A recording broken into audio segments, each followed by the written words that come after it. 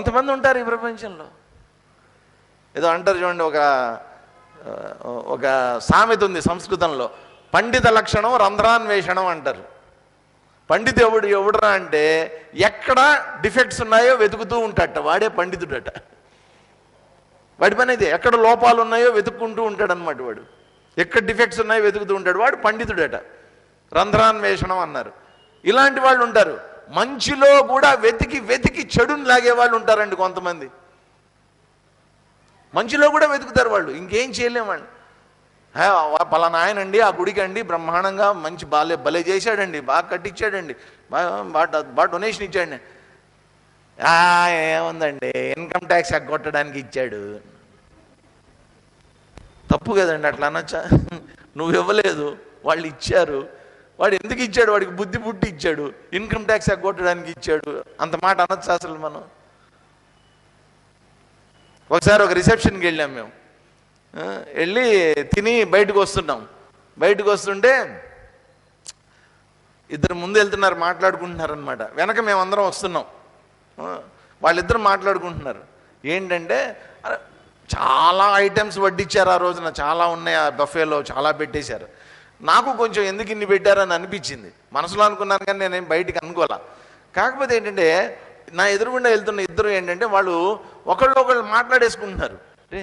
ఒకడంటాడు, ఏంట్రా ఇన్ని ఐటమ్స్ పెట్టాడు. రెండోవాడు అంటాడు, ఒళ్ళు బలిసి డబ్బు బలిసి పెట్టాడు రా అంటాడు. శుభ్రంగా తిని ఒళ్ళు బలిసి డబ్బు ఎక్కువై కొవ్వు ఎక్కువై పెట్టాడు రా. తినకుండా బయటకు వచ్చి ఉండి సరిపోయింది కదా. అన్ని పెట్టున్న తర్వాత వాడి కొవ్వు ఎక్కువైంది, డబ్బు ఎక్కువైందని నీకు అనిపించింది అనుకో, తినకుండా వచ్చేసి ఉండొచ్చు కదా. ఆ మాట అంటే ఎందుకు? తినేసి వచ్చి బయటకు వచ్చి కిళ్ళి కూడా వేసుకొని చివరిలో అది కూడా వదిలిపెట్టలేదండి. చక్కగా ఫ్రూట్స్ ఏవో ఇస్తున్నారు కదా ఇప్పుడు, ఆ ఫ్రూట్స్, ఐస్ క్రీము, చివరిలో ఆ కిళ్ళి కూడా వేసుకుని వాళ్ళు ఏదో ప్లాస్టిక్ డబ్బా కూడా ఇచ్చారు, అది కూడా పట్టుకుని పోతున్నాడు. అప్పుడనే మాట అసూయ. అంటే మంచిలో కూడా చెడుని చూస్తుంటే ఇంక వాడిని ఏం చేయలేరండి. వాడిని భగవంతుడు కూడా ఏం చేయలేడు. కాబట్టి ఇక్కడ భగవానుడు చెప్తున్నటువంటిది ఏంటంటే, ఒకటి నేను చెప్పినటువంటి ఈ అభిప్రాయం, నా అభిప్రాయం ఏదైతే ఉందో దాని పట్ల శ్రద్ధ కలిగి ఉండటం ఒకటి. రెండవది అసూయ అనేటువంటిది లేకుండా ఉండాలి, అనసూయ. అలాంటి వాడు ముచ్యంతే కర్మభి, కర్మబంధంలోంచి శాశ్వతంగా బయటపడతాడు. అలా కానటువంటి వాడు ఏమవుతాడు? ఈ అభిప్రాయాన్ని ఎవరైతే వ్యతిరేకిస్తారో, తిరస్కరిస్తారో అటువంటి వాడు ఏమవుతాడో తర్వాత శ్లోకంలో చెప్పారు కదా, విద్ధి నష్టాన్ సర్వజ్ఞాన విమూఢాన్ స్థాన్. ఎంత జ్ఞానం ఉన్నప్పటికీ కూడా ఒక మూఢుడిలాగా, మూర్ఖుడిలాగా జీవిస్తాడు అటువంటి వాడు. సర్వజ్ఞానం, అన్ని జ్ఞానాలు కూడా నాశనమైపోతాయి. అతనిలో ఉన్నటువంటి జ్ఞానం అంతా కూడా వృధాగా అయిపోతుంది. నష్టాన్ అచేతసః, నష్టపోతాడు జీవితంలో. దీంట్లో ఏంటంటే ఒకటి గుర్తుపెట్టుకోండి, భగవంతుడు ఇప్పుడు ఒక వ్యక్తి మనకు సలహా ఇచ్చాడు అనుకోండి, ఆ సలహా మనం పాటించలేదనుకోండి, ఇప్పుడు ఎవడికి నష్టం? చెప్పినటువంటి వాడికి ఏమైనా నష్టం ఉందా? దాంట్లో ఏం లేదు. ఆచరించినటువంటి వాడికే నష్టం. భగవంతుడు తన అభిప్రాయాన్ని చెప్పాడు, ఆచరించవయ్యా అన్నాడు. ఆచరించకపోతే ఎవడికి నష్టం? భగవంతుడికి నష్టమేం లేదు. నష్టాన్ అచేతసః, నష్టపోయేది నేను ఫైనల్గా. విననటువంటి వాడు నష్టపోతాడు కదా. అందుకోసం అని చెప్పి అన్ని జ్ఞానాలు కూడా విని ఉన్నప్పటికీ కూడా నష్టం. ఇక్కడ ఏంటంటేనండి, రెండు పిక్చర్స్ మనకి ఇచ్చేశారు రెండు శ్లోకాల్లో. భగవంతుడి యొక్క అభిప్రాయాన్ని ఫాలో అయ్యేటటువంటి వాడికి కలిగే లాభం, ఫాలో కానటువంటి వాడికి కలిగేటటువంటి నష్టం, రెండింటినీ. ఇప్పుడు చిన్నపిల్లలకు కూడా మనం అట్లాగే చెప్తాం ఇంట్లో. అరే, కొడుకు చెప్తాడనమాట తండ్రి, అరే నువ్వు గనక బాగా చదువుకొని, వాడు పాపం అడిగాడు తండ్రి కొడుకుని, ఏమని అడిగాడంటే, ఎరా 10th క్లాస్ రిజల్ట్స్ వచ్చాయి, అందరూ రిజల్ట్స్ చూసుకుంటున్నారు, నువ్వు కూడా చూసుకున్నావా, ఏమైంది అని అడిగాడు. అడిగితే ఆ కొడుకు చెప్పాడనమాట, నాన్న గత 5 సంవత్సరాలుగా ఏ ప్రగతినైతే సాధించానో ఈ సంవత్సరం కూడా అదే ప్రగతిని సాధించా అన్నాడు. అంటే ఏమైంది? 5వ సంవత్సరం కూడా ఫెయిల్ అయ్యాడు. వీడి ప్రగతి అది. వాళ్ళ నాన్న కోపం వచ్చింది. కోపం వచ్చి, చూడు 5 సంవత్సరాల నుంచి ఫెయిల్ అయ్యావు, పోతే పోయింది పో, నీకు ఒక లాస్ట్ ఛాన్స్ ఇస్తా, ఈ ఒక్కసారి, అది కూడా నిన్నుగా చూసి మీ అమ్మని చూసి ఇస్తున్న ఛాన్స్ ఏంటంటే, ఈసారి కనుక నువ్వు పాస్ అయ్యావా, వాళ్ళ నాన్న చెప్తున్నాడు, ఈసారి నువ్వు పాస్ అయ్యావా మొత్తం నా ఆస్తి అంతా నీదే, నా కార్లు బంగ్లాలు నా ఆస్తి నేను సంపాదించింది అంతా కూడా ఇంకా నీదే, హ్యాపీగా దాన్ని అంతా ఎంజాయ్ చేయి, ఇంకెవరూ లేరు నా తర్వాత, నీకే రాసి ఇచ్చేస్తా అదంతా. ఈసారి కనుక ఫెయిల్ అయ్యావా నీకు రిక్షా కొనిస్తా, తొక్కు అంటాడు. మెకానిక్ షెడ్లు వేస్తా, పని చేసుకో. ఇలాగే భయపెడతారండి తల్లిదండ్రులు ఎప్పుడు కూడా. నువ్వు చదివి పాస్ అయితే వచ్చేటటువంటి లాభాన్ని చెప్తారు, ఫెయిల్ అయితే వచ్చేటటువంటి నష్టాన్ని కూడా చెప్తారు.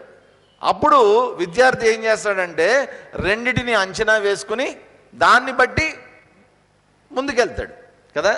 ఇక్కడ కూడా శ్రీకృష్ణ పరమాత్మ ఏం చేస్తున్నాడంటే తన యొక్క అభిప్రాయాన్ని ఆచరించేటటువంటి వాడికి కలిగేటటువంటి లాభం, ఆచరించకపోతే కలిగేటటువంటి నష్టం, రెండిటిని మన ముందు ఉంచేశాడు. రెండింటినీ ఆలోచించుకో, ఇప్పుడు డెసిషన్ నీ చేతిలో ఉంది, ఎలా కావాలంటే అలా ఆలోచించుకో చెప్పి తర్వాత శ్లోకంలో చెప్తున్నాడు చూడండి.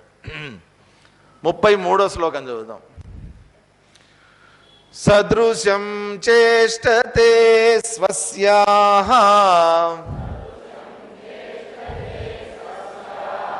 ప్రకృతేర్జ్ఞానవానపి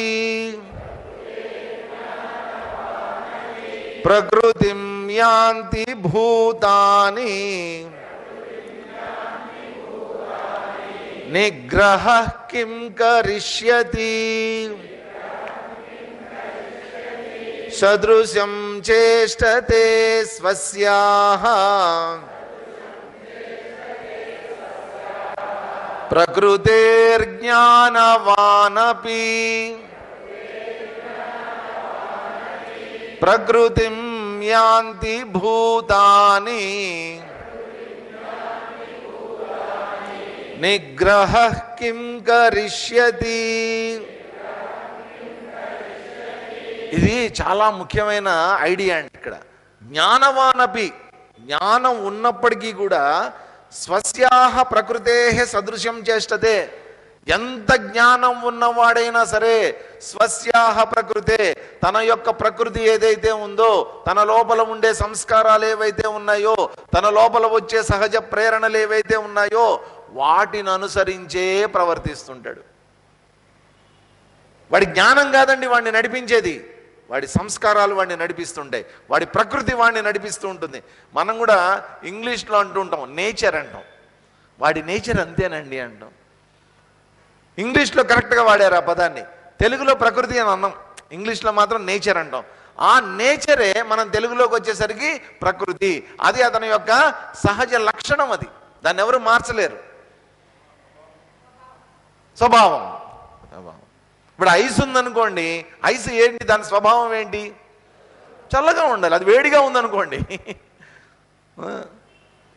అగ్ని ఎట్లా ఉండాలి, వేడిగా ఉండాలి. అది చల్లగా ఉందనుకోండి, అగ్ని స్వభావం నుంచి బయటకు వచ్చేసినట్టు కదా. కాబట్టి ఇక్కడ కూడా చెప్తుంది ఏంటి, స్వస్యాహ ప్రకృతే, వ్యక్తి అనేటువంటి వాడు తన స్వభావం నుంచి పనిచేస్తుంటాడు తప్ప, తన స్వభావానికి అనుగుణంగా ప్రయాణం చేస్తుంటాడు తప్ప అతని జ్ఞానం మాత్రం కాదు. ఎంత జ్ఞానం ఉన్నప్పటికీ కూడా నష్టపోతాడు అతను అటువంటి వాడు. భూతాని ప్రకృతిం యాంతి, భూతాని కేవలం మానవులే కాదండి, అన్ని భూతాలు కూడా వాటి వాటి ప్రకృతిని అనుసరించే జీవిస్తూ ఉండే. నిగ్రహ కిం కరిష్యతి, నిగ్రహించుకుంటే ఏమొస్తుంది అని ఇక్కడ అర్జునుడికి చెప్తున్నాడు చూడండి. అర్జునుడు ఏం చేస్తున్నాడంటే తనని తాను, తన క్షాత్రాన్ని నిగ్రహించుకుంటున్నాడు. తనలో ఉన్నటువంటి ధైర్యాన్ని, శౌర్యాన్ని, పరాక్రమాన్ని, క్షాత్రాన్ని అన్నిటినీ కూడా నిగ్రహించుకుని కూర్చున్నాడు. అందుకోసమని ఎందుకోసం నిగ్రహించుకున్నాడు? కారణం ఒకటే, వీళ్ళందరూ చనిపోతారేమో, నేను యుద్ధం చేయకూడదు, వెళ్ళిపోవాలి ఇక్కడి నుంచి, దానికోసం అని నిగ్రహించుకున్నాడు. కాబట్టి నిగ్రహ కిం కరిష్యతి, రేపు ఎందుకనంటే ఒకటి గుర్తుపెట్టుకోండి, ఇప్పటికిప్పుడు అర్జునుడు నేను యుద్ధం చెయ్యను ఇంటికి వెళ్ళిపోతా అని అనొచ్చు. కానీ 1 సంవత్సరం తర్వాత అయ్యో నేను యుద్ధం చేసి ఉంటే బాగుండేది ఆ రోజున అని అనిపిస్తే అప్పుడు ఎంత ప్రమాదం చెప్పండి. ఇప్పుడు అనిపించవచ్చు. నిగ్రహకి ఒక ఆయన, ఇది గోదావరి జిల్లాలో ఆకివీడు అని ఉంది, వినుంటారు ఈ పేరు, ఆకివీడు అంటారు. ఈ మధ్య కోడి పందాలు గీడి పందాలు అంత ఫేమస్ బాగా అక్కడంతా. అక్కడ పేరు చెప్పాలండి, ఆయన పేరు బాగా పెద్ద ఆయన, డబ్బులున్నాయనే. అలాగే మంచి ఊరు మధ్యలో మెయిన్ రోడ్డు మీద వాళ్ళకు ఒక పెద్ద ఇల్లు ఉంది. కింద అది కూడా ఏంటంటే 2 రోడ్ల పీస్ అనమాట. అది ఇటుపక్క 3 షాపులు ఉన్నాయి, ఇటుపక్క 4 షాపులు ఉన్నాయి, పైన 2 ఇళ్ళు, భార్య 2 పిల్లలు, అంతా బ్రహ్మాండంగా. దాంట్లో ఆయన ఓన్ షాప్ కూడా ఉంది. 2 కొడుకులు, 9th క్లాసు 8th క్లాసు చదివేటటువంటి కొడుకులు. ఒక రోజున ఏం జరిగిందో తెలియదు. ఇంట్లో భార్యతో గొడవ పడ్డా, లేకపోతే ఆయనకే సహజంగా లోపల నుంచి ఏదన్నా వైరాగ్యం వచ్చేసిందా, ఏం జరిగిందో తెలియదు. సడన్గా ఇల్లు వదిలిపెట్టి వెళ్ళిపోయాడు ఆయన.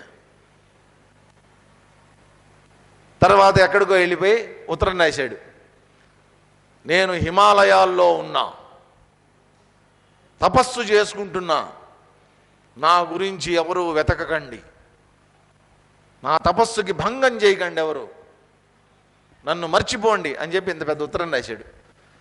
పాపం ఎంతైనా అంటే ఫ్యామిలీ మెంబర్ కానీ వెతుక్కున్నారు, అంత ఎతికారు, అక్కడ ఎతికారు, ఇక్కడ ఉన్నారు, అది అక్కడ ఉన్నాడంటే అక్కడికి వెళ్ళారు, నేపాల్లో ఉన్నాడంటే అక్కడికి వెళ్ళారు, కాఠ్మండు వెళ్ళారు, అంతా ఎతికారు, ఎక్కడ దొరకలే ఆయన. విచిత్రం ఏంటంటే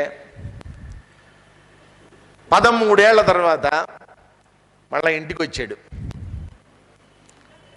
13 ఏళ్ల తర్వాత ఇంటికి వచ్చాడు.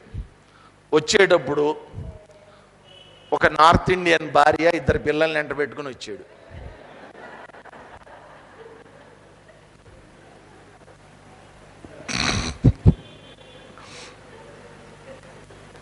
ప్రకృతే క్రియమాణని. హిమాలయాలకు పోతే ప్రకృతి పోతుందా? అతనితో పాటు వెంట వెళ్ళిందా ప్రకృతి? హిమాలయాలకు వెళ్ళిపోతుందా ప్రకృతి? పాడైపోతుంది. ఏం పోదండి, ఎక్కడికి పోదు, నీతో పాటే నీ వెంటే ఉంటుంది నీ ప్రకృతి. ప్రకృతి యాంతి భూతాన్ని, మనుషులు ఒక్కటే కాదండి, భూతాలు కూడా. ఇప్పుడు చూడండి విచిత్రం, మనకి ఎలక ఉంటుంది, ఎలక జాతికి చెందిందే ఉడత కూడా. 2 ఒకే జాతికి చెందినటువంటివి, 2 డిఫరెంట్ ప్రాణులు. ఉడత చూడండి, దాని ప్రకృతి జీవనం అంతా చెట్ల మీద తిరుగుతూ ఉంటుంది, ఎక్కడో గూడు పెట్టుకుంటుంది, పండ్లు అవి ఇవి తింటూ ఉంటుంది, దాని జీవితం అట్లా ఉంటుంది. ఎలక జీవితం చూడండి, ఎక్కడ పడితే అక్కడ కన్నాలు పెడుతుంది, ఏది దొరికితే అవన్నీ తీసుకుని వచ్చి దాచిపెడుతుంది దాంట్లో. 2 ఒకే రకమైనటువంటి ప్రాణులు 2 కూడా, కానీ వాటి జీవన విధానంలో ఎంత డిఫరెన్స్ ఉంటుందో చూడండి. ప్రకృతి యాంతి భూతాన్ని. ఆయన ఎవరో చిలకకి చక్కగా నేర్పించాడట, రామ రామ రామ రామ రామ రామ. చక్కగా ఇంటికి ఎవరు వచ్చినా రామ రామ రామ రామ అంటుంది చిలక. ఇంటికి ఎవరైనా వచ్చినా నమస్తే అంటుంది, రామ రామ రామ రామ. బాగా నేర్పించాడు దానికి. ఎక్కడి నుంచి వచ్చిందో ఓ పిల్లి వచ్చి దాన్ని పీక పట్టుకుంది. అప్పుడు అంటుందా రామరామని, అప్పుడు కీచుమని అరుస్తుంది. అప్పుడు ప్రకృతి బయటకు వస్తుంది అనమాట. అసలైన ప్రకృతి అప్పుడు బయటకు వస్తుంది. మనము అంతేనండి. మనం మామూలుగా చాలా ప్రపంచంలో తిరిగేటప్పుడు చాలా డిగ్నిఫైడ్ పర్సనాలిటీస్గా, చాలా ఉన్నతమైనటువంటి వ్యక్తిత్వంతో తిరుగుతూ ఉంటాం. ప్రకృతి బయటకు వచ్చిన రోజున అప్పుడు నోట్లోంచి వస్తుంటాయి అన్నమాట రకరకాలైనటువంటి పద్యాలు, గద్యాలు, కావ్యాలు, అన్నీ సంస్కృతాలు, ఛందస్సులు. ఆ కోపం వచ్చినప్పుడు, ఆ కంట్రోల్ అవుట్ అయిపోయినప్పుడు అన్నీ చూస్తుంటాం. ఈ మధ్య భలే వీడియోలు వచ్చాయి. ఈ ఫ్రీ బస్సు పెట్టిన దగ్గర నుంచి, ఆడవాళ్ళకి ఫ్రీ బస్సు పెట్టిన దగ్గర నుంచి అసలు ఆహా ప్రకృతి అంతా బస్సుల్లోనే కనిపిస్తుంది. ఆ జుట్లు పట్టుకొని వాళ్ళ భాగవతం చూడాలి. ప్రకృతి మీ యాంతి భూతాన్ని, ఇంట్లో బాగానే ఉంటారు, బసకంగానే ప్రకృతి బయటకు వస్తుంది.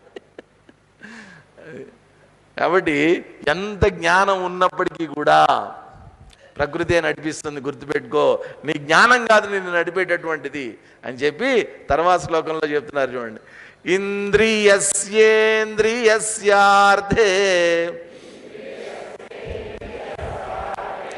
రాగద్వేషౌ వ్యవస్థితౌ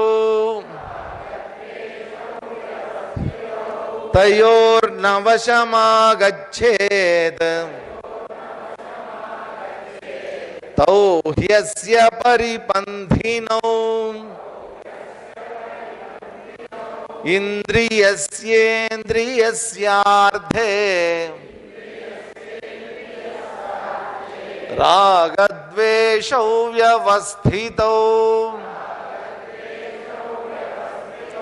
తయోర్నవశమాగచ్ఛేత్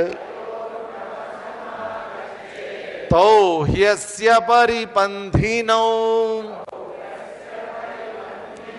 ఇవన్నీ ఏంటంటేనండి వేదాంతంలో మనకు వచ్చేటటువంటి ఆటంకాలు, వాటిని అర్థం చేసుకోవలసినటువంటి విధానం కదా.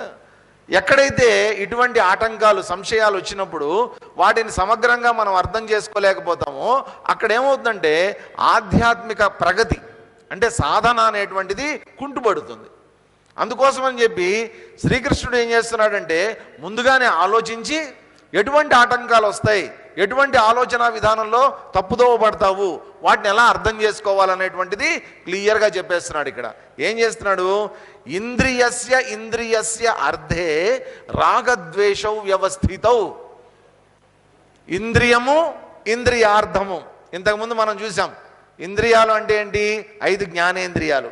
ఈ 5 జ్ఞానేంద్రియాలకి ఇంద్రియార్థాలు ఏంటి? శబ్ద, స్పర్శ, రూప, రస, గంధం.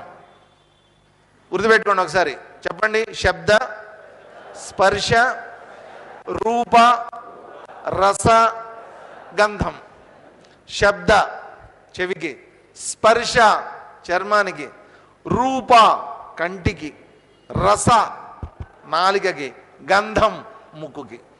కాబట్టి ఈ 5 ఇంద్రియాలకి 5 రకాలైనటువంటి ఇంద్రియార్థాలు ఉన్నాయి ఈ ప్రపంచంలో. వీటిని ద్వారా మనం జ్ఞానాన్ని పొందుతున్నాం కాబట్టి జ్ఞానేంద్రియాలు అని అన్నాం. అయితే ప్రాబ్లం ఏంటంటే ప్రతి ఇంద్రియానికి దానికి సంబంధించినటువంటి ఇంద్రియార్థంలో రాగద్వేషౌ వ్యవస్థితౌ. రాగద్వేషాలు అనేటువంటివి ఉంటాయి. తయోహ వశం న ఆగచ్చేత్, వాటి వశంలోకి నువ్వు వెళ్ళొద్దు అనవసరంగా. తౌహి అస్య పరిబంధినౌ, నీ శత్రువులవే. ఇక్కడ రాగద్వేషాలే నీ శత్రువులు. అంటే ఏంటంటేనండి, ఇప్పుడు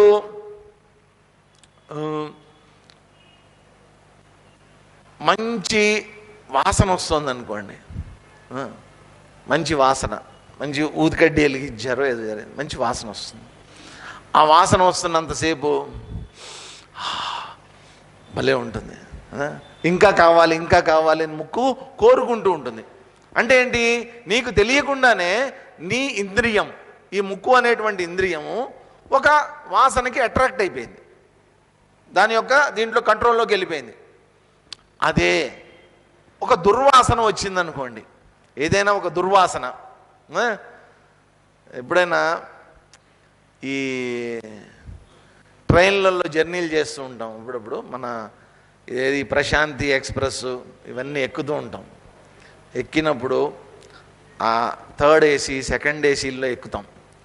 ఎక్కినప్పుడు ఆ బెడ్ రోల్స్ ఇస్తారనమాట. ఆ కప్పుకోవడానికి ఒక 2 దుప్పట్లు, ఓ పిల్లో, ఏదో రగ్గు లాంటిది ఏదో అవి ఇస్తూ ఉంటారు. వాటి వాసనలు చూస్తుంటే జీవితంలో ట్రైన్ ఎందుకు ఎక్కామురా నాయన, ఎక్కాము సరే ఇవి కప్పుకోవాలా, దానికన్నా మన ఇంట్లోంచి తెచ్చుకోవచ్చు కదా మనం అనిపిస్తుంది అనమాట. ఎందుకని? అవి అలాగే ఉంటాయి, ఒకడు కాదు దాన్ని వాడేది కదా. ఎంతమంది వాడుతుంటారో, వాడిన వాళ్ళందరూ ఏం చేస్తుంటారో, వాటి మీద కూర్చొని తింటూనే ఉంటారో, ఇంకేమైనా చేస్తుంటారో, కర్మ కంపు కొడుతుంటాయి అవన్నీ. ఎప్పుడు ట్రైన్ దిగిపోదామా అనిపిస్తూ ఉంటుంది.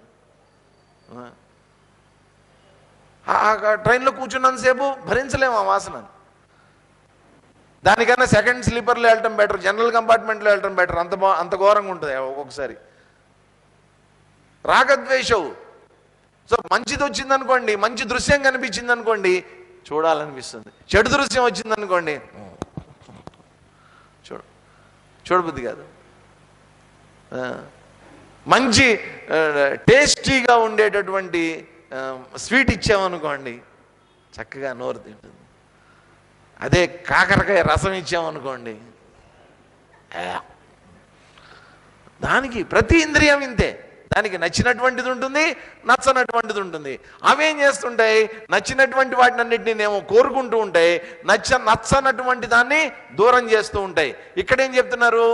వాటికి నచ్చనటువంటివి నచ్చినటువంటివి ఉంటాయి, కానీ తయోహవశం న ఆగచ్చేత్, వాటి వశంలోకి నువ్వు వెళ్ళొద్దు, నిన్ను తప్పుదోవ పట్టిస్తాయి అవన్నీ. ఇప్పుడు ఒకసారి ఆలోచించండి.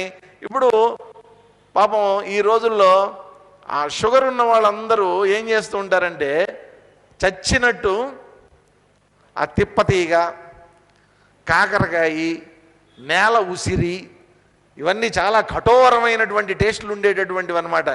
ఇవన్నీ పాపం జ్యూసులు చేసుకుని తాగుతూ ఉంటారు. చచ్చినట్టు తాగాలి ఇవన్నీ కదా. ఇప్పుడు వాస్తవంగా ఆ రుచులు మనకి ఇష్టం ఉండదు. అయినప్పటికీ కూడా అందుకనే మనకి ఏం చేశారండి, ఉగాది రోజున ఏం చేశారు?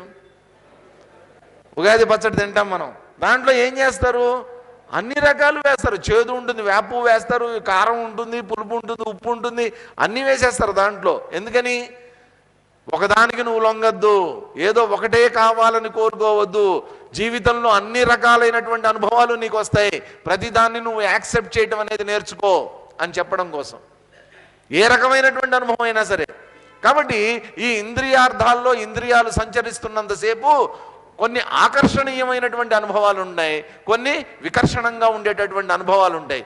తయోహవశం న ఆగచ్చేత్, వాటిని నువ్వు సీరియస్గా తీసుకోవాల్సినటువంటి పనే లేదు, వాటిని దూరంగా పెట్టేసి అని చెప్పి.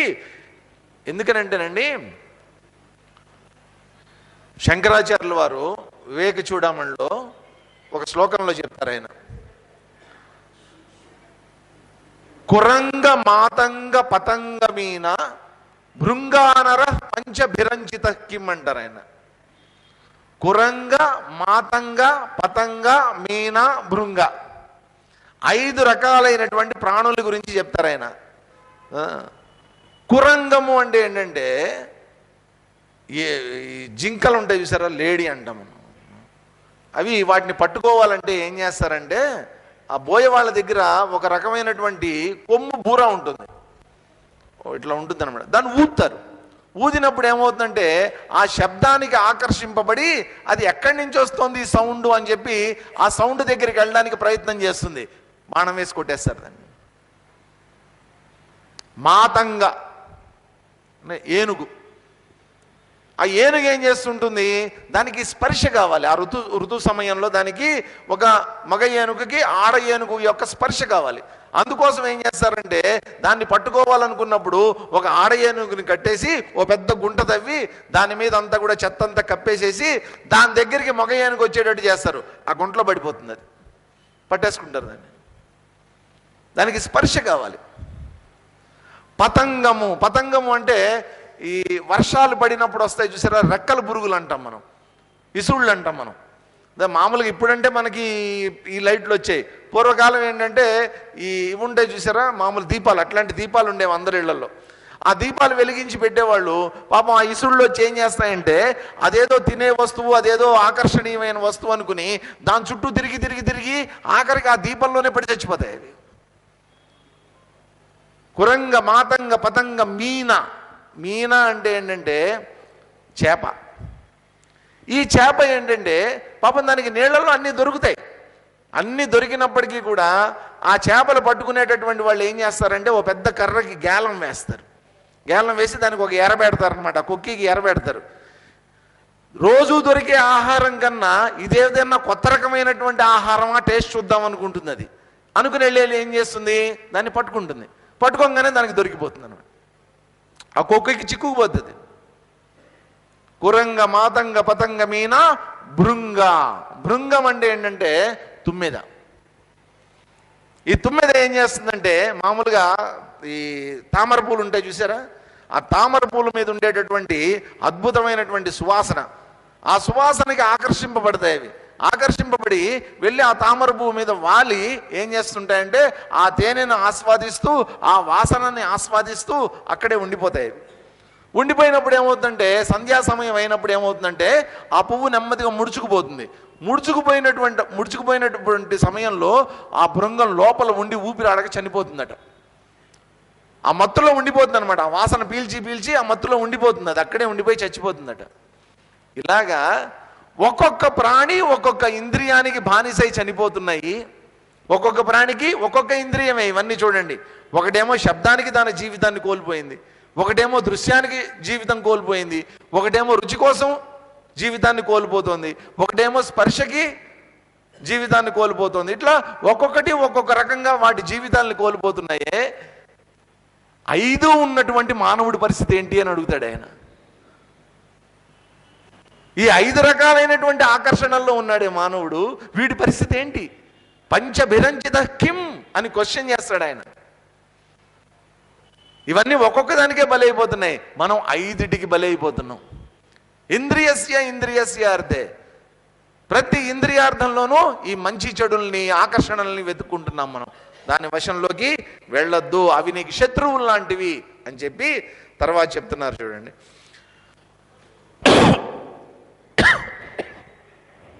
శ్రేయాన్ స్వధర్మో విగుణః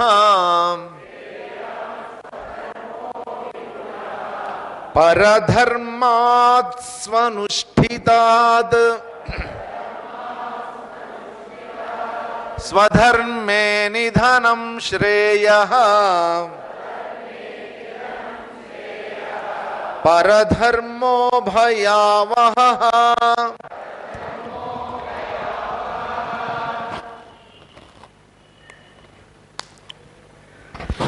శ్రేయాన్ స్వధర్మో విగుణః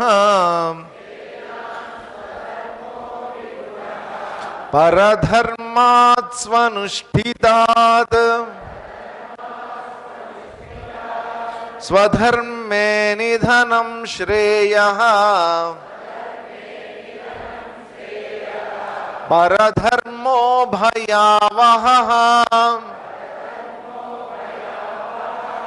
ఇక్కడ ఏమంటున్నారంటే, సు అనుష్ఠితాత్ పరధర్మాత్ విగుణః స్వధర్మః శ్రేయాన్. సు అనుష్ఠితాత్ పరధర్మః, పరధర్మము స్వధర్మము రెండిటి గురించి చెప్తున్నారు ఇక్కడ. పరధర్మము స్వధర్మము అంటే ఏంటంటే, స్వధర్మము అంటే నా యొక్క ధర్మం ఏదైతే ఉందో అది. పరధర్మం అంటే ఏంటంటే, నా ధర్మం కానటువంటిది వేరే వాళ్ళ ధర్మం అయినటువంటిది. కాబట్టి ఇక్కడ ఏం చెప్తున్నారు, వేరే వాళ్ళ యొక్క ధర్మాన్ని అనుసరించడం కన్నా నీ స్వధర్మం ఏదైతే ఉందో దాన్ని అనుసరించటమే ఆల్వేస్ బెటర్. స్వధర్మే నిధనం శ్రేయః, స్వధర్మాన్ని ఆచరిస్తూ దాంట్లో చనిపోవడం కూడా మంచిదే, చనిపోయినా కూడా పర్వాలేదు. పరధర్మో భయావహః, పరధర్మం అనేటువంటిది భయానకమైనటువంటిది. ఎందుకని? అది నీ ధర్మం కాదు. ఈ ధర్మం కానటువంటి దాంట్లో నువ్వు అనవసరంగా వేలు పెట్టి నేను ఆ ధర్మాన్ని ఆచరిస్తానని పొరపాటును కూడా అనుకోవద్దు. ఇక్కడ ఏం జరుగుతుందంటే, అర్జునుడు క్షత్రియుడు. మరి క్షత్రియుడైనటువంటి వాడు ఏ ధర్మాన్ని అనుసరించాలి? క్షాత్ర ధర్మాన్ని అనుసరించాలి. అతను చిన్నప్పటి నుంచి కూడా క్షత్రియుడిగానే చదువుకున్నాడు, క్షత్రియ విద్యలే నేర్చుకున్నాడు, క్షత్రియుడిగా ట్రైనింగ్ ఇవ్వబడింది అతనికి. అతని యొక్క స్వధర్మం క్షాత్రం. దాన్ని వదిలిపెట్టేసి ఇప్పుడు ఏమంటాడు? పరధర్మం, తన ధర్మం కానటువంటి బ్రాహ్మణ ధర్మాన్ని ఆచరిస్తానంటాడు. అంటే ఏంటి? నేను వెళ్ళిపోతాను, నేను ఇక్కడి నుంచి, ఇది నాకొద్దు, నేను శాంతంగా ఉంటాను, ఇదంతా నేను చంపను అని అన్నాడు అంటేనే, అహింస వైపు వెళ్ళాడంటేనే క్షాత్రధర్మం వైపు వదిలిపెట్టేసినట్లు లెక్క. క్షత్రియుడు అనేటువంటి వాడు చంపడానికి సిద్ధంగా ఉండాలి. దేనికోసం? ధర్మ సంస్థాపనం కోసం. నేను చంపను, వాళ్ళు చచ్చిపోతారు అని భయపడుతున్నాడు అంటే తన ధర్మం కానటువంటి దాంట్లోకి వెళ్ళిపోతున్నాడు, పరధర్మంలోకి వెళ్ళిపోతున్నాడు.